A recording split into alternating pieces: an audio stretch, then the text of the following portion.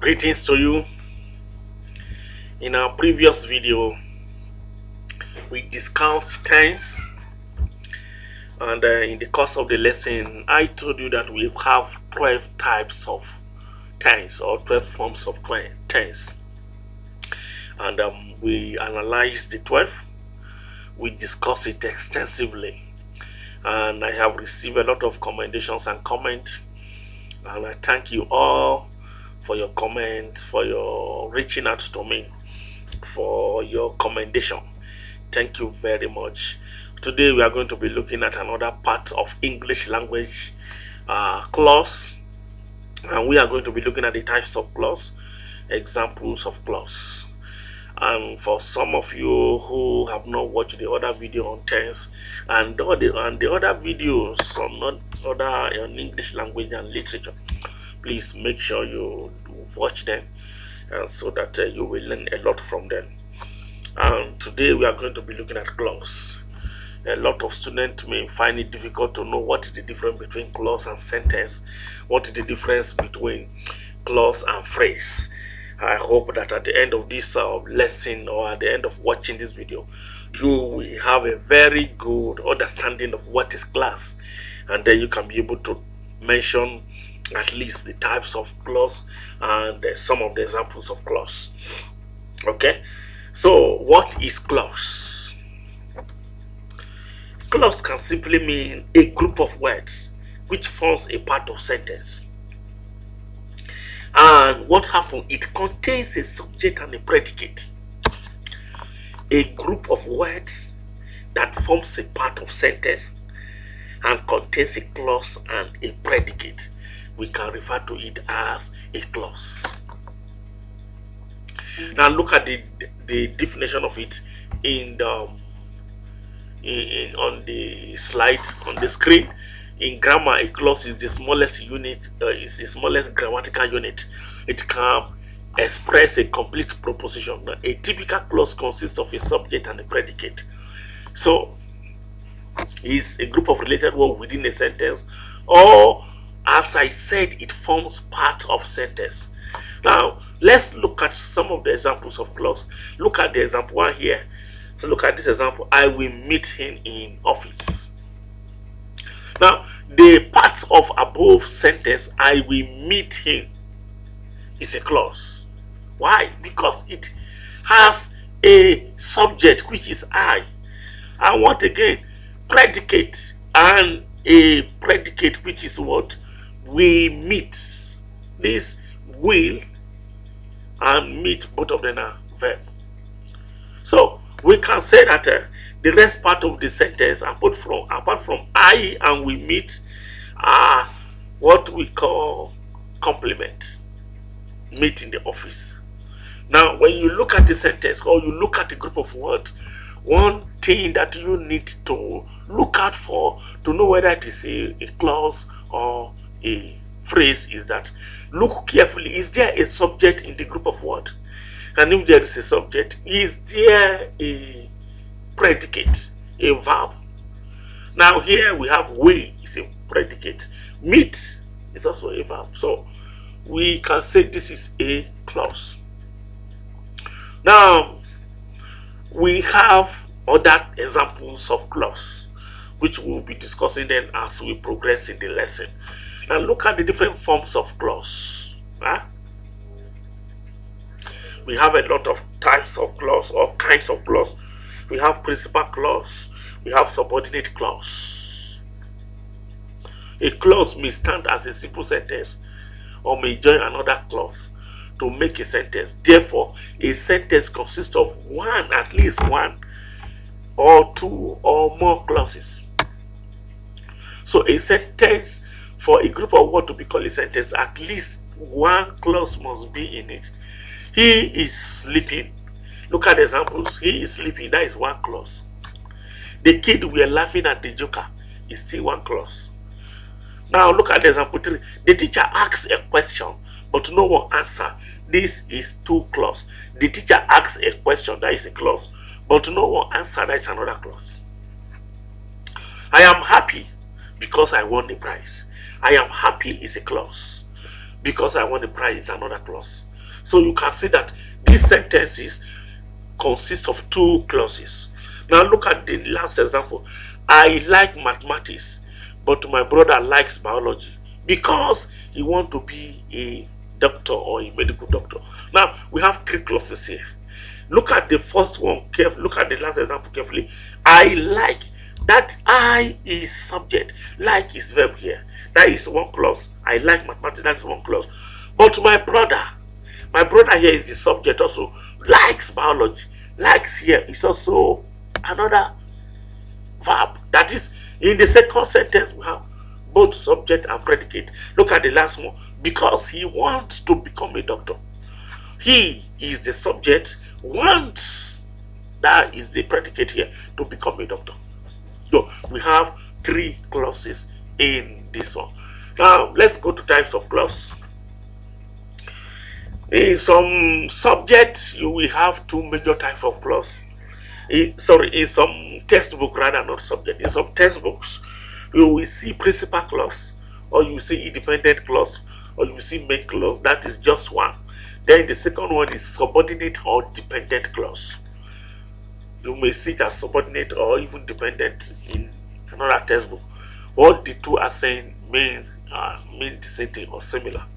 So what is an independent clause, or a main clause, or a principal clause? What is an independent clause? An independent clause is a clause which makes a complete sense independently. It makes a complete sense independently, stand by itself. That is, it can stand on its own without any addition. It can make a complete sense, make a complete sentence, and stand on its own. Now look at some of the examples here. Michael bought a new computer. This is one independent clause. Looking at this sentence carefully, Michael bought a new computer. You don't need to add anything to it for it to make a complete meaning. It is already complete on its own. Michael bought a new computer. Now look at the next one. Michael bought a new computer, but he still has the old one. Now we have two independent clauses here. And note that when you have two independent clauses, there must be a coordinating conjunction joining them together. Coordinating conjunction and, but, and some others. Okay? The coordinating conjunction join them together. So the second example is two independent clauses. Both of them can stay alone. For instance, if you say Michael bought a new computer, it's an independent clause. If you say Michael still has an old computer or has the old one, it's still an independent clause. It makes a complete meaning. Okay? Now look at the last example. Although he still has his old one, Michael now has a new computer. Now, only the second one is an independent clause, because that although he still has the old one does not make a complete sense. Because when you say although he still has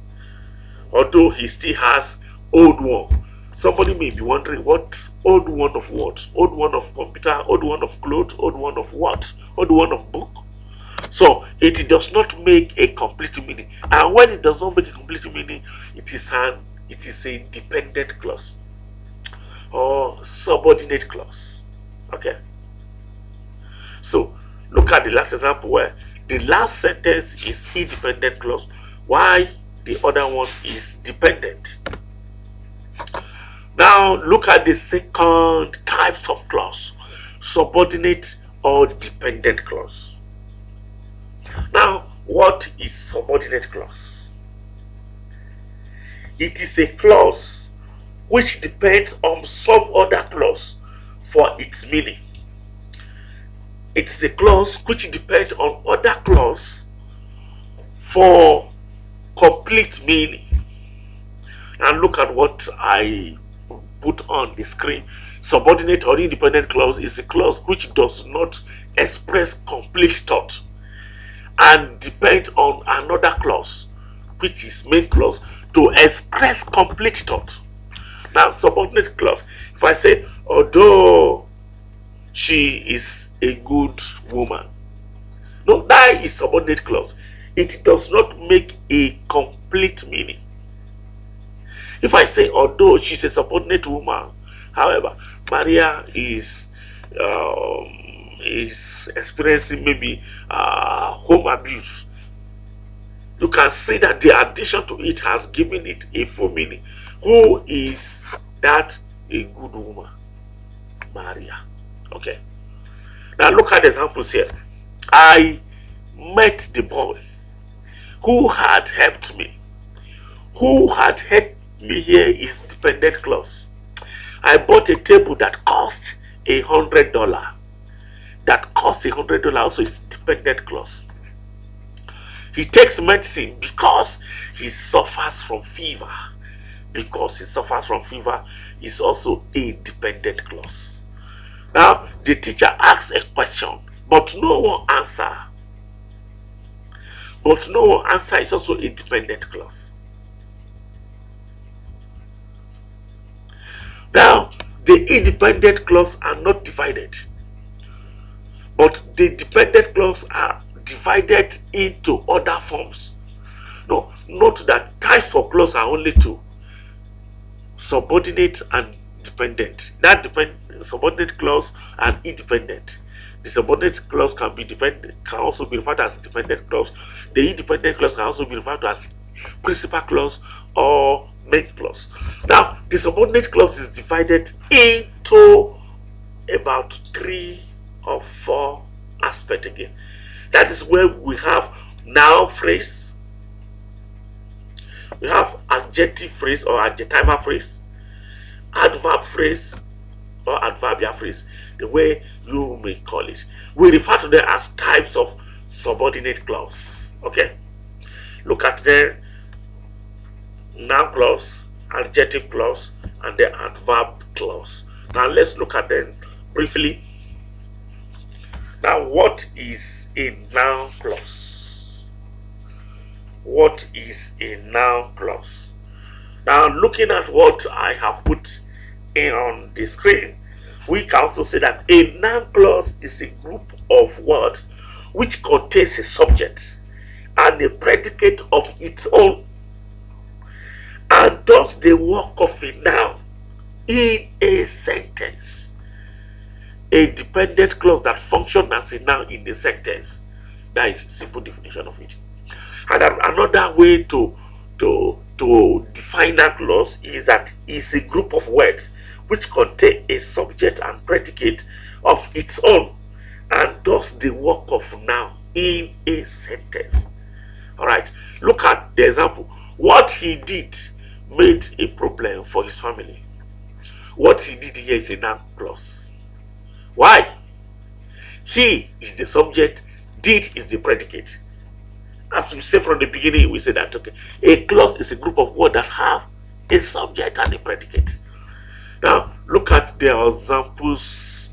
Okay, in the above sentence, okay, look at the other example. Whatever you learn will help you in future is a noun clause functioning as a subject of the sentence. What you said made me laugh. It's also a noun clause functioning as a subject. Now, for some of you who are in California, in this lesson, now we are the university. Some of us, I have treated this with some of you before.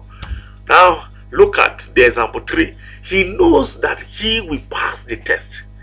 Now clause is now functioning as an object of the sentence here.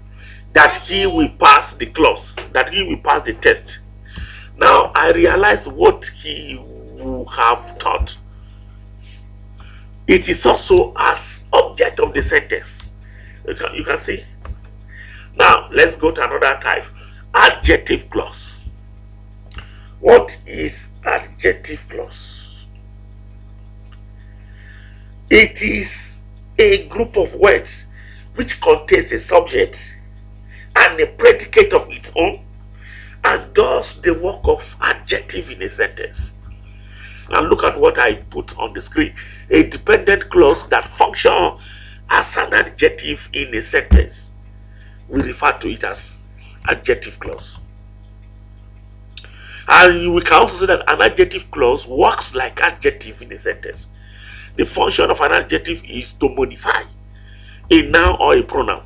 Similarly, a noun clause modifies noun or a pronoun. Now let's look at it. He wears a shirt which looks nice. Now, which look nice is adjective clause. Why? Because it talks more about the noun he, about the pronoun he. And you know that adjective modifies a noun or a pronoun. Now, he wears a shirt which looks nice. That is, the adjective here is talking or giving us more information about the pronoun he. Okay, look at other example. I met the boy who had helped me. Who had helped me is adjective clause. An apple that smells bad is rotten. That smells bad is also an adjective clause. The book which I like is helpful in preparation for test. Which I like is helpful. That is adjective clause. The house where I live consists of 4 rooms. Consists of 4 rooms. It also tells us more about the house. That is adjective clause. The person who was shouting needed help. Needed help is talking more about the person shouting. Okay, adjective clause begins with relative pronoun, which are that, whom, whose, which, or whose, and it's also relative clause. Sometimes we refer to it. Now look at adverb clause. What is an adverb clause? Adverb clause is a group of words which contains a subject and a predicate of its own and does the work of adverb in a sentence. Now what is on the screen is a dependent clause that functions as an adverb in a sentence is called adverb clause.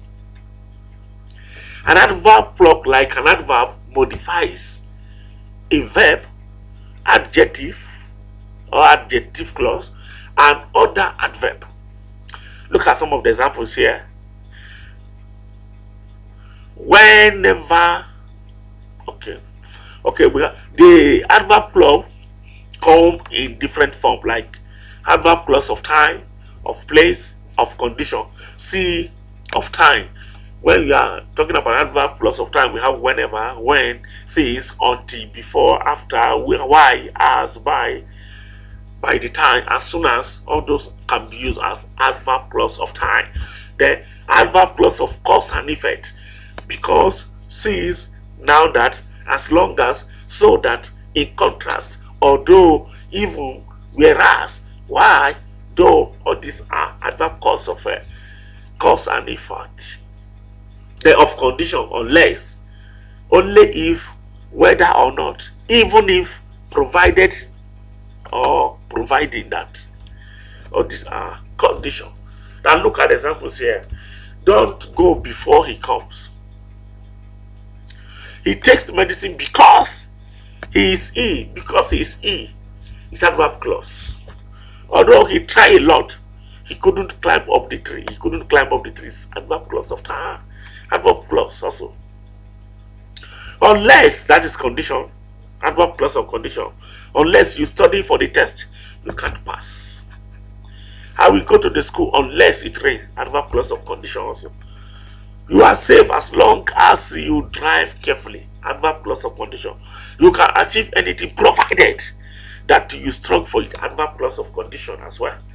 Now, okay, this is where we are going to be drawing the curtain today. In our next class, we are going to be discussing sentence, types of sentence, and examples of sentence. I don't want you to miss the class. Make sure you can come with us live, or you can subscribe to the channel. Then you will receive notification. You will be notified then you can watch the video. Make sure you subscribe and click the notification bell, because our discussion on sentence is going to be interesting and detailed. Thank you very, very, very much.